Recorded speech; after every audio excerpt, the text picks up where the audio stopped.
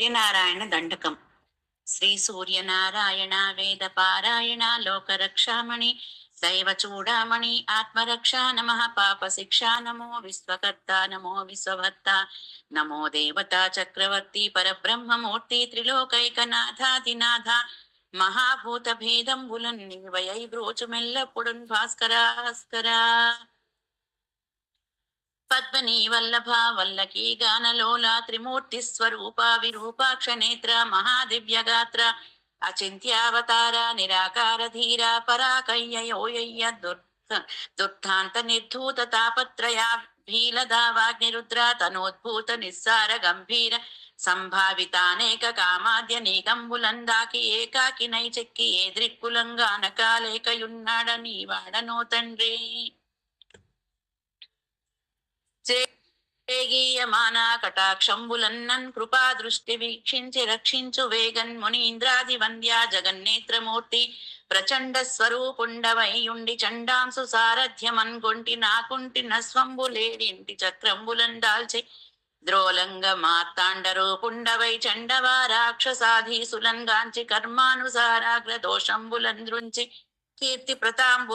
కీర్తి ప్రతాపంబులన్ మించి నీదాసులన్ గాంచి ఇష్టార్థముల్ కూర్తూ దృష్టి వేల్పా మహాపాప కర్మాలకున్నాలయంబైన ఈ దేహ భారంబుగా నీక సూరోత్తమా యొప్పులన్ నేరముల్మాని పాలింపవే పట్టి నీ కీర్తింప నేనేర్తునా ద్వాదశాత్మా దయాళుత్వమున్ తత్వమున్ చూపినాయాత్మ భేదంబులన్ బాపి పోషింప నీవంతు నిన్నున్ ప్రశంసింప నావంతు శేష భాషాధిపుల్గానలేరు నీ దివ్య రూప ప్రభావంబుగానంగ నేనెంత నెల్లప్పుడన్ స్వల్ప జీవుండనౌదున్ మహాకష్టుడన్ నిష్టయుడు నీ పాద పద్మంబులే సాక్షి దుశ్చింతలన్ బాపి నిశ్చింతుగన్ జేయవే కామితార్థప్రదా శ్రీ మహాదైవరాయ పరావస్తులైనట్టి మూడక్షరాలన్ స్వరూపంబు నీ దండకం బిమ్మహింద్రాయ కీర్తించి విన్నన్ మహాజన్మ జన్మాంతర వ్యాధి దారిద్ర్యముల్ పోయి కామార్థముల్ కొంగు బంగారు తంగేడు జున్నై ఫలించున్ మహాదేవదేవా నమస్తే నమస్తే నమస్తే నమస్తే నమః. శ్రీ ఆదిత్య ద్వాదశ నామ స్తోత్రం. ఆదిత్యః ప్రథమం నామం ద్వితీయం తు దివాకరః తృతీయం భాస్కరః ప్రోక్తం చతుర్థం తు ప్రభాకరః పంచమం తు సహస్రాంశుః షష్ఠం చైవ త్రిలోచనః సప్తమం హరిదస్వశ్చ అష్టమం తు విభావసుః నవమం దినకృత్ ప్రోక్తం దశమం ద్వాదశాత్మకః ఏకాదశం త్రయీమూర్తి ద్వాదశం సూర్య ఏవ చ ద్వాదశాదిత్య నామాని ప్రాతః కాలే పఠే నరః దుస్వప్నో నశ్యతే తస్య సర్వ దుఃఖం చ నశ్యతి దద్రుకుష్టహరం చైవ దారిద్ర్యం హరతే ధ్రువం సర్వతీర్థకరం చైవ సర్వకామఫలప్రదం యః పఠేత్ ప్రాతరుత్థాయ భక్త్యా స్తోత్రమిదం నరః సౌఖ్యమాయుస్తథారోగ్యం లభతే మోక్షమేవ చ ఇతి శ్రీ ఆదిత్య ద్వాదశ నామ స్తోత్రం సంపూర్ణం. శ్రీ ఆదిత్య కవచం. అస్య శ్రీ ఆదిత్య కవచ స్తోత్ర మహామంత్రస్య అగస్త్యో భగవాన్ ఋషిః అనుష్టుప్ ఛందః ఆదిత్యో దేవతా శ్రీం బీజం నీం శక్తిః సూం కీలకం మమ ఆదిత్య ప్రసాద సిద్ధ్యర్థే జపే వినియోగః. ధ్యానం జపా కుసుమ సంకాసం ద్విభుజం పద్మహస్తకం సింధూరాంబరమాల్యం చ రక్తగంధానులేపనం మాణిక్యరత్న ఖచిత సర్వాభరణభూషితం సప్తాస్వరతమావాహం తు మేరుం చైవ ప్రదక్షిణం దేవాసురవరైర్వంద్యం గృణిభిః పరిసేవితం ధ్యాయేత్ పఠేత్ సువర్ణాభాం సూర్యస్య కవచం ముదా. కవచం గృణిః పాతు శిరోదేశే సూర్యః పాతు లలాటకం ఆదిత్యో లోచనే పాతు శృతి పాతు దివాకరః घ्राणं पातु सदा भानुः मुखं पातु सदा रविः जिह्वां पातु जगन्नेत्रः कण्ठं पातु विभावसुः स्कन्दौ गृहपति पातु भुजौ पातु प्रभाकरः करावब्जकरः पातु हृदयं पातु नभोमणिः द्वादशात्मा कटिं पातु सविता पातु शक्तिनी ऊरु पातु सुरश्रेष्ठो जानुनी पातु भास्करः जङ्घे मे पातु मार्ताण्डो गुल्फौ पातु त्विषाम्पतिः पादौ दिनमणिः पातु मित्रोऽखिलं वपुः आदित्यकवचं पुण्यमभेद्यं वज्रसन्निभं सर्वरोगभयादिभ्यो मुच्यते नात्र संशयः संवत्सरमुपासित्वा साम्राज्यपदवीं लभेत् अशेषरोगशान्त्यर्थं ध्यायेदादित्यमण्डलम् आदित्यमण्डलं स्तुतिः अनेकरत्नसंयुक्तं स्वर्णमाणिक्यभूषणं कल्पवृक्षसमाकीर्णं कदम्बकुसुमप्रियं सिन्दूरवर्णाय सुमण्डलाय सुवर्णरत्नाभरणाय तुभ्यं पद्मादिनेत्रे च सुपङ्कजाय ब्रह्मेन्द्रनारायण शङ्कराय संरक्तचूर्णं सुवर्णतोयं सकुङ्कुमाभं सकुसं सपुष्पं प्रदत्तमादाय च हेमपात्रे प्रशस्तनादं भगवन् प्रसीद इति श्री आदित्यकवचं सम्पूर्णम्। अध श्री आदित्यहृदयं ध्यानं ध्येय सदा सवितृमण्डलमध्यवर्ती नारायण सरसिजासिन सन्निविष्टः केयूरवान् मकरकुण्डलवान् किरीटी हारहिरण्मयवपुद्धृत शङ्खचक्रः स्तोत्रम् ततो युद्धपरिश्रान्तं समरे चिन्तया स्थितं रावणं जागृतो दृष्ट्वा युद्धाय समुपस्थितं दैवतैश्च समागम्य द्रष्टुमभ्यागतोरणम् उपागम्याब्रवीद्रामामगस्त्यो भगवान् ऋषिः राम राम महाबाहो शृणु गुह्यं सनातनं येन सर्वानरेन् वत्स समरे विजयिष्यसि आदित्यहृदयं पुण्यं सर्वशत्रुविनाशनम् जयावहं जपे नित्यामक्षयं परमं शिवं सर्वमङ्गलमाङ्गल्यं सर्वपापप्रणाशनं चिन्ताशोकप्रशमनमायुर्वर्धनमुत्तमं रश्मिवन्तं समुद्यन्तं देवासुरनमस्कृतं पूजयस्व विवस्वन्तं भास्करं भुवनेश्वरं सर्वदेवात्मको ह्येषा तेजस्वीरस्वभावनः एष देवासुरगणान् लोकान् पाति गवस्तिभिः एष ब्रह्मा च विष्णुश्च शिवस्कन्दः प्रजापतिः महेन्द्रो दरदः कालो यमः सोमो ह्यपाम्पतिः पितरो वसवः साध्या ह्यस्विनौ मरुतो मनुः वायुर्वह्नि प्रजा प्राणा ऋतुकर्ता प्रभाकरः आदित्य सविता सूर्यः खगः पूषा गभस्तिमान् सुवर्ण सदृशो भानु स्वर्णरेता दिवाकरः हरितस्व सहस्राक्षि सप्त सप्तैर्मरीचिमान् तिमिरोन्मथनः शम्भुः स्पष्टा मार्ताण्ड अंशमान् हिरण्यगर्भः शिशिरस्तवनो भास्करो रविः अग्निगर्भोदिते पुत्रः शङ्खः शिशिरनाशनः व्योमनादस्तमो भेदिरुग्यजुस्सामपारगः घनवृष्टिरपां मित्रो विन्ध्यवीधिप्लवङ्गमः आतपी मण्डली मृत्युः पिङ्गलः सर्वतापनः रविर्विश्वो महातेजा रक्तः सर्वभवोद्भवः नक्षत्रग्रहताराणामधिपो विश्वभावनः तेजसामपि तेजस्वी द्वादशात्म नमोऽस्तुते नम पूर्वाय गिरये पश्चिमे गिरये नमः ज्योतिर्गणानां पतये दिनाधिपतये नमः जयाय जयभद्राय हर्यस्वाय नमो नमः नमो नमः सहस्रांसो आदित्याय नमो नमः नमः उग्राय वीराय सारंगाय नमो नमः नमः पद्मप्रबोधाय मार्ताण्डाय नमो नमः ब्रह्मेशानाच्युतेशाय सूर्याय आदित्यवर्चसे भास्वते सर्वभक्षाय रौद्राय वपुषे नमः तमोघ्नाय हिमघ्नाय शत्रुघ्नाय मितात्मने कृतघ्नघ्नाय देवाय ज्योतिषां पतये नमः तप्तचामीकराभाय वह्नये विश्वकर्मणे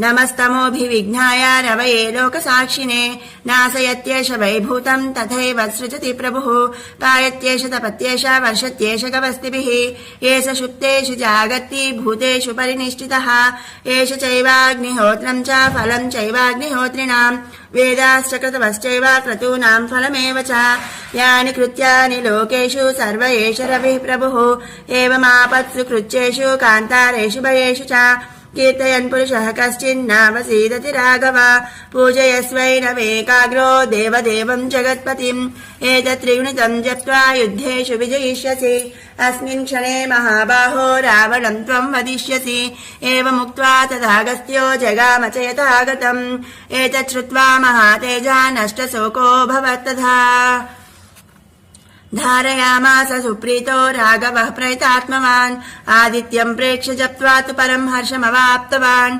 त्रिराचम्य शुचिर्भूत्वा धनुराधाय वीर्यवान् रावणं प्रेक्ष्य हृष्टात्मा युद्धाय समुपागतम् सर्वयत्नेन महता वधे तस्य द्रुतोऽभवत् अधरविरवर्धनिरीक्ष्य रामं मुदितमनाः परमं प्रहृष्यमानः निशिचरपति संशयं विदित्वा सुरगणमध्य गतो वचस्त्वरेति इति श्री आदित्यहृदयं सम्पूर्णम् श्रीसूर्याष्टकम् आदिदेव नमस्तुभ्यं प्रसीद मम भास्करा दिवाकर नमस्तुभ्यं प्रभाकर नमोऽस्तुते सप्तास्वरधमारूढं प्रचण्डं कश्यपात्मजं श्वेतपद्मधरं देवं तं सूर्यं प्रणमाम्यहं लोहितं रथमारूढं सर्वलोकापितामहं महापापहरं देवं तं सूर्यं प्रणमाम्यहं त्रैगुण्यं च महासूरं ब्रह्म विष्णुमहेश्वरं महापापहरं देवं तं सूर्यं प्रणमाम्यहं बृंहितं तेजसां पुञ्जं वायुराकाशमेव च प्रभुस्त्वं सर्वलोकानां तं सूर्यं प्रणमाम्यहं बन्धूकपुष्पसङ्कासं हारकुण्डलभूषितम् एकचक्रधरं देवं तं सूर्यं प्रणमाम्यहं तं सूर्यं लोककर्तारं महातेजः प्रदीपनम् महापापहरं देवं तं सूर्यं प्रणमाम्यहं श्रीविष्णुं जगतां नाथं ज्ञानविज्ञानमोक्षधं महापापहरं देवं तं सूर्यं प्रणमाम्यहं सूर्याष्टकं पठेन्नित्यं ग्रहपीडाविप्रणाशनम् अपुत्रो लभते पुत्रं दरिद्रो धनवान् भवेत् आमिषं मधुपानं च यः करोति रवेद्दिने सप्तजन्म भवेद्रोगी जन्म जन्म दरिद्रता स्त्रीतैलमधुमांसानि एत्यजन्ति रवेद्दिने नव्याधिशोकदारिद्र्यं सूर्यलोकं स गच्छति इति श्रीसूर्याष्टकं सम्पूर्णम् श्री आदित्यकवचम् अस्य श्री आदित्यकवचस्तोत्रमहामन्त्रस्य अगस्त्यो भगवान् ऋषिः अनुष्टुप् छन्दः आदित्यो देवता श्रीं बीजं नीं शक्तिः सूं कीलकं मम आदित्यप्रसादसिद्ध्यर्थे जपे विनियोगः ध्यानम् जपाकुसुमसङ्कासं द्विभुजं पद्महस्तकं सिन्दूराम्बरमाल्यं च रक्तगन्धानुलेपनं माणिक्यरत्नखचित सर्वाभरणभूषितं सप्तास्वरतमावाहं तु मेरुं चैव प्रदक्षिणं देवासुरवरैर्वन्द्यं गृणिभिः परिसेवितं ध्यायेत् पठेत् सुवर्णाभां सूर्यस्य कवचं मुदा कवचम् गृणिः पातु शिरोदेशे सूर्यः पातु ललाटकम् आदित्यो लोचने पातु श्रुति पातु दिवाकरः घ्राणं पातु सदा भानुः मुखं पातु सदा रविः जिह्वां पातु जगन्नेत्रः कण्ठं पातु विभावसुः स्कन्दौ गृहपतिः पातु भुजौ पातु प्रभाकरः करावब्जकरः पातु हृदयं पातु नभोमणिः द्वादशात्मा कटिं पातु सविता पातु शक्तिनी ऊरु पातु सुरश्रेष्ठो जानुनी पातु भास्करः जङ्घे मे पातु मार्ताण्डो गुल्फौ पातु त्विषाम्पतिः पादौ दिनमणिः पातु पातु मित्रोऽखिलं वपुः आदित्यकवचं पुण्यमभेद्यं वज्रसन्निभं सर्वरोगभयादिभ्यो मुच्यते नात्र संशयः संवत्सरमुपासित्वा साम्राज्यपदवीं लभेत् अशेषरोगशान्त्यर्थं ध्यायेदादित्यमण्डलम् आदित्यमण्डलं स्तुतिः अनेकरत्नसंयुक्तं स्वर्णमाणिक्यभूषणं कल्पवृक्षसमाकीर्णं कदम्बकुसुमप्रियं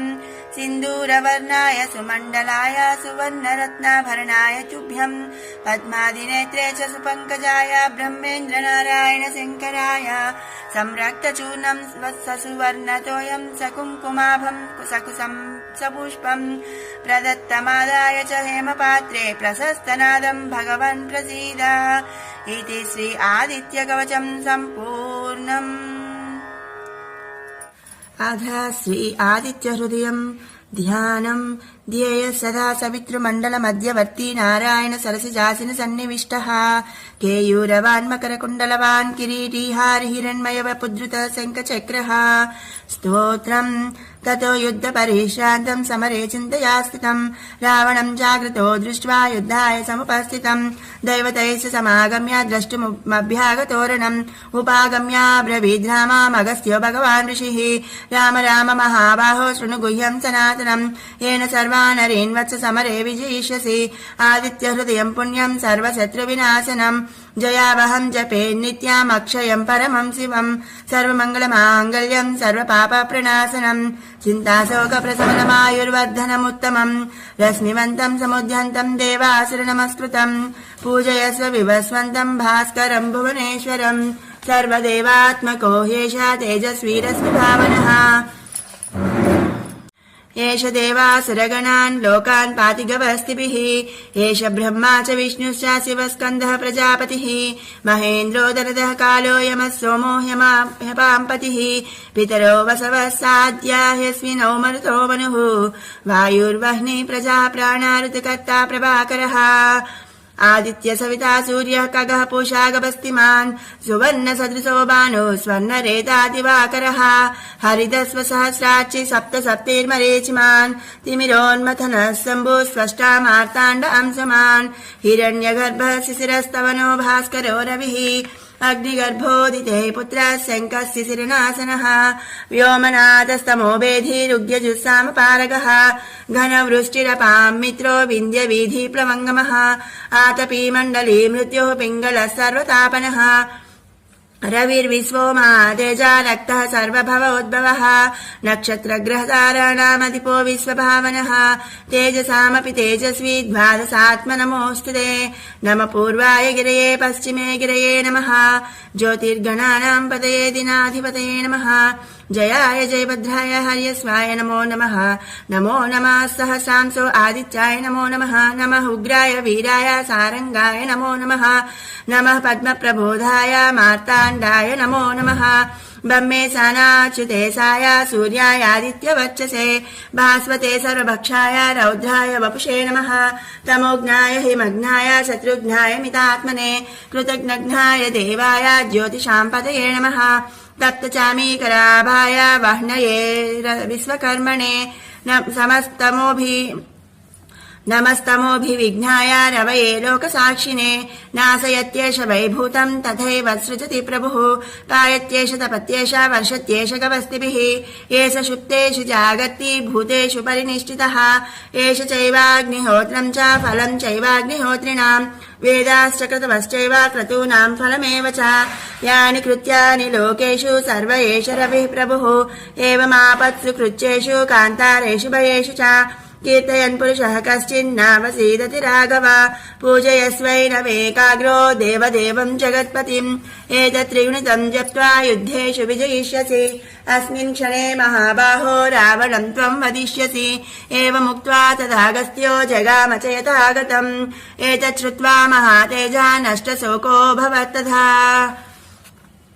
धारयामास सुप्रीतो राघवः प्रयतात्मवान् आदित्यम् प्रेक्ष्य जप्त्वा तु परम् हर्षमवाप्तवान् त्रिराचम्य शुचिर्भूत्वा धनुराधाय वीर्यवान् रावणम् प्रेक्ष्य हृष्टात्मा युद्धाय समुपागतम् सर्वयत्नेन महता वधे तस्य द्रुतोऽभवत् अधरविरवर्धनिरीक्ष्य रामम् मुदितमनाः परमम् प्रहृष्यमानः निशिचरपति संशयम् विदित्वा सुरगणमध्य गतो वचस्त्वरेति इति श्री आदित्यहृदयम् सम्पूर्णम् श्रीसूर्याष्टकम् आदिदेव नमस्तुभ्यम् प्रसीद मम भास्कर दिवाकर नमस्तुभ्यम् प्रभाकर नमोऽस्तु ते सप्तास्वरधमारूढम् प्रचण्डम् कश्यपात्मजम् श्वेतपद्मधरम् देवम् तम् सूर्यम् प्रणमाम्यहम् लोहितम् रथमारूढम् सर्वलोकापितामहम् महापापहरम् देवम् तम् सूर्यम् प्रणमाम्यहम् त्रैगुण्यम् च महासूरम् ब्रह्म विष्णुमहेश्वरम्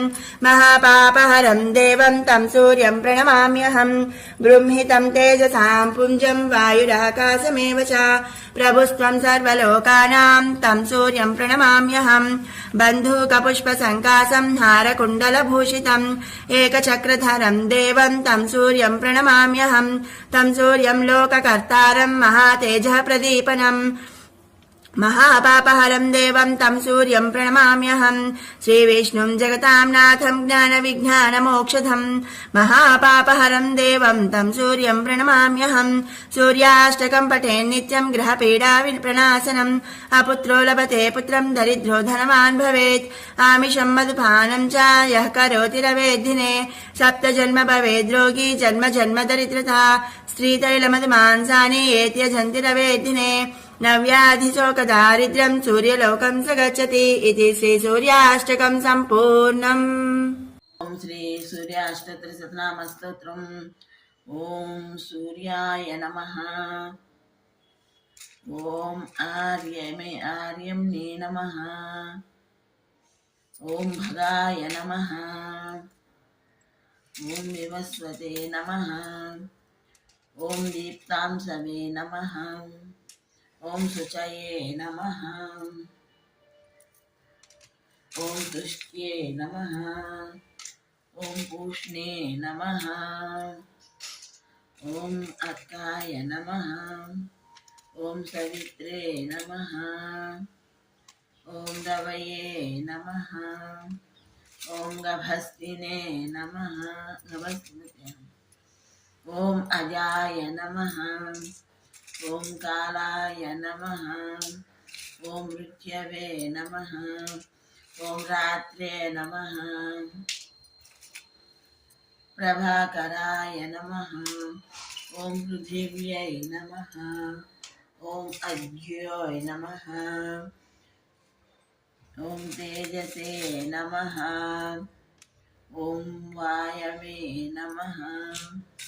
ॐ खगाय नमः। ॐ परायणाय नमः।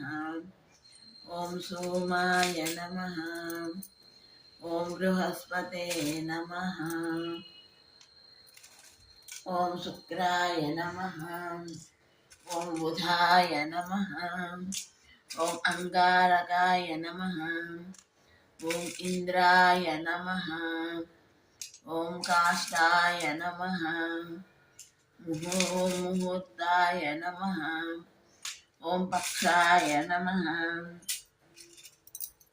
ॐ मासाय नमः। ॐ ऋतवे नमः। ॐ संवत्सराय नमः। ॐ अश्वत्थाय नमः। ॐ शौरये नमः। ॐ शनैश्चराय नमः। ॐ ब्रह्मणे नमः। ॐ विष्णवे नमः। ॐ रुद्राय नमः। ॐ स्कन्दाय नमः। ॐ वैश्रवणाय नमः। ॐ यमाय नमः। ॐ नैद्युताय नमः। ॐ जठराय नमः। ॐ अग्नये नमः। ॐ बन्धनाय नमः। ॐ तेजसामृतये नमः। ॐ धर्मध्वजाय नमः। ॐ वेदकर्त्रे नमः। ॐ वेदांगाय नमः। ॐ वेदवाहनाय नमः। ॐ कृताय नमः। ॐ त्रेताय नमः। ॐ द्वापराय नमः। ॐ कुलये नमः। ॐ सर्वाश्रयाय नमः। ॐ कलाय नमः। ॐ कामदाय नमः। ॐ सर्वतोमुखाय नमः। ॐ जयाय नमः। ॐ विशालाय नमः। ॐ वरदाय नमः। ॐ शीघ्राय नमः। ॐ प्राणधारणाय नमः। ॐ कालचक्राय नमः। ॐ विभावसने नमः। ॐ पुरुषाय नमः। ॐ शाश्वताय नमः। ॐ योगिने नमः। ॐ अव्यक्ताय नमः। ॐ सनातनाय नमः। ॐ लोकाध्यक्षाय नमः। ॐ सूर्याध्यक्षाय नमः। ॐ विश्वकर्मणे नमः। ॐ तमोनुदाय नमः। ॐ वरुणाय नमः। ॐ सागराय नमः। ॐ जीमूताय नमः। ॐ अरिग्ने नमः। ॐ भूताश्रयाय नमः। ॐ भूतपतये नमः। ॐ सर्वभूतनिषेविताय नमः। ॐ मणये नमः। ॐ सुवर्णाय नमः। ॐ भूतादये नमः। ॐ धन्वन्तरये नमः। ॐ धूमकेतवे नमः। ॐ आदिदेवाय नमः। ॐ आदिदेवसुताय नमः।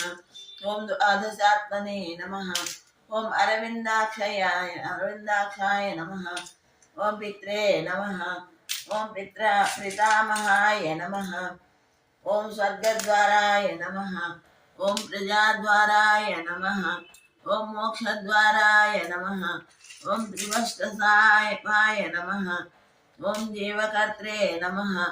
ॐ प्रशान्तात्मने नमः। ॐ विश्वात्मने नमः। ॐ विश्वतोमुखाय नमः। ॐ चराचरात्मने नमः। ॐ सूक्ष्माय नमः।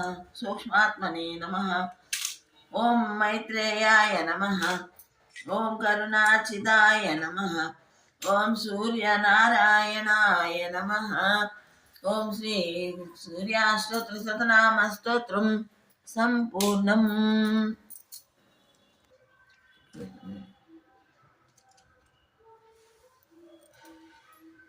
सूर्याष्टोत्तरशतनामस्तोत्रं सम्पूर्णम्।